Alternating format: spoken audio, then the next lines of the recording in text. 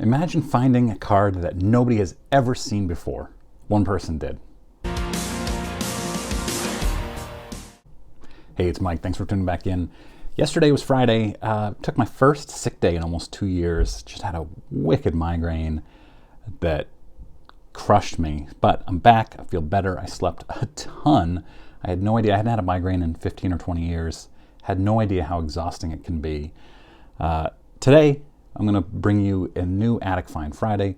I've done so many Attic Find Fridays that I actually will see a story and think, oh, I've never done that before. But then I go and search my archive and find I actually did. So, first of all, Attic Find Friday is brought to you by Just Collect. Led by Leighton Sheldon, Just Collect is one of the top buyers of vintage cards and collections in the country. You can fill out their free appraisal form at justcollect.com or email Leighton directly at leighton@justcollect.com for an offer. I know how difficult it is to buy collections and price them and sell them, and I think that Leighton has done a great job with his company. Let's jump in here. This is a story from 2018. The story comes to me from Sports Collectors Daily. A lot of the details do anyway. Dave Hobson of baseballcardbuyer.com receives several calls a day from people interested in selling their cards, so he's very accustomed to this type of call where somebody says they have something very valuable or they have tobacco cards or something like that. And when this person called and said that they had tobacco cards from the 19th century, he was very skeptical. He had asked them to send photos. They had 37 of them, by the way, and 27 were baseball cards. He asked them to send photos. They sent photos, and he knew immediately that they were real. He had never seen one of the cards before, but he knew immediately, again, that it was real and pretty valuable. These cards had been in the same family for generations as a keepsake, and the person communicating with Dave was communicating on behalf of that family. The card that Dave had never seen before was an 1888 N403 Yum Yum Tobacco Tim Keefe card, where Keefe was pitching. Now, the Tim Keefe card as a portrait has been seen before, but the pitching card had never been graded. And it was known to exist, but had never been graded by SGC or PSA before this card. So, pop one, I guess. Pop one of a 19th century card is always exciting for me. Tim Keefe was a Hall of Fame pitcher in the 19th century. He went 342 and 225. He was the second pitcher in Major League Baseball to win 300 games.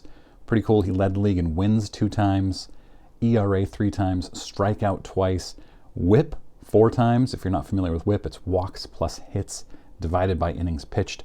It's a very key, easy, simple metric to measure pitcher effectiveness. Obviously, reducing how many runners you allow on base. He had a career WAR of 87, so very, very good. I think Mike Trout is around 87 right now. Basically, 87 is a guaranteed Hall of Famer, and he was elected to the Hall of Fame by the Veterans Committee in 1964. He did most of his damage for the New York Metropolitans and the New York Giants, which makes a lot of sense since these cards were found in New York. The family who owned them was from New York. In 1888, Keefe won the Triple Crown, which is most wins, best ERA, and most strikeouts. He also won the World Series 2 times in 1888 and 1889. Interestingly, Keefe's first season, pitchers were still pitching from 45 feet. Remember, nowadays it's from 60 feet 6 inches. But in his first season, they pitched from 45 feet. And then for most of the rest of his career, they pitched from 50 feet. It was in his last season in 1893, that they pitched from 60 feet 6 inches. So really interesting little baseball history fact here for you. PSA had never graded this card, as I said before. Neither had SGC. PSA had at the time graded 2 cards from this set, which is the N403 Yum Yum Tobacco set. So PSA had graded 2, SGC had graded 110. SGC is the way to go for pre-war cards. I think most pre-war collectors would agree. They have more history with these cards, better eye for them. Plus the slabs look better. The cards look better in the slabs. For comparison's sake, PSA has graded 275,000 T206 cards. So, you know, 3 or now 4 of this card and 275,000 T206. And that's actually part of the reason that this card isn't tremendously valuable. If you were to have a Pop 1 T206 card, it would be wildly valuable, maybe millions of dollars. We've talked about the Doyle error card here on this channel and some other T206 cards like the Cobb back, which are rare, worth hundreds of thousands and potentially into the millions if there were a Pop 1. But the reason that this doesn't go for so much, and I will talk about the value of this, is likely due to the fact that T206s are more plentiful, they are more accessible, and so they are more collectible, and more people do collect them and are able to collect them, among other reasons that they're very collectible, like the beauty of the cards. But because the pop of this set is so low, they're not that collectible. And Tim Keefe isn't a household name despite being a Hall of Famer. So you're not going to have, you know, 6-figure sale of a Tim Keefe card in all likelihood, or really any others from this set, because of the household name factor. The set isn't iconic like a T206 set is. And obviously where it's Pop 1, there was no record of this card ever having been sold before. There's no comp of a sale to go by. This card looks great. If you take a look at the card, this set historically has fading issues. This one doesn't suffer from any sort of bad fading issues. PSA graded a 3.5. So I think pretty solid for a 130-year-old card. Not too shabby. These cards have sepia images. Most of them are blank backs, although some of them have ad backs, like you saw with tobacco cards at that time. There's one that has surfaced that I'm able to find that had a premium offered on the back where it said if you turn in 100 of the cards, they will send you a tin lunchbox as a premium. And I couldn't find any details on that lunchbox, unfortunately, but still pretty neat to see that as one of the backs too. The front of the cards say A. Beck & Co. Of Chicago, Illinois. This is the August Beck & Company. It's a manufacturing company, likely the company that manufactured these cards. These were distributed in Yum Yum Tobacco tins. There were also Yum Yum Tobacco packs at the time.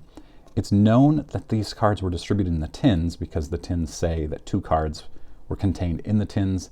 It is not known at this time, as far as I'm able to tell, if the cards were also distributed in packs. This Tim Keefe card sold for $15,600 through Heritage. Other cards from this collection, notable, were another Keefe N28 that graded a PSA 4, sold for $660. An N28 Allen and Ginter Charles Comiskey card, just an amazing, amazing card and piece of history, graded a PSA 3, sold for just $720. And of course, this was 2018, so it was before the boom. I still don't think this would sell for very much, but certainly more than $720. An N172 Cap Anson, PSA 2, sold for $1,800. So pretty neat story, pretty unique card, obviously very unique card. I love these things. I am currently working on 3 different Attic Find Friday stories at the same time, so I love that. I have one really fascinating one that is, it's a 12 or 13-year-old story, another one that's a 5-year-old story, and another one that's a 3-year-old story, all that I'm trying to get more details on from the original finders and the people who bought them. So really excited about that. I'm trying to take Attic Find Friday up a notch. Make sure you're subscribed to my channel so you see all of these when I send them. And I know that they're largely on Saturdays these days. Work has been very, very busy. I'm doing most of my videos on the weekends instead of early mornings. Yeah, I'll be back with another Clearing the Bases tomorrow. And then I have a bunch of stuff next week, just really exciting stuff. I'm loving doing this stuff. And I hope you're still loving watching my channel. Have a great weekend.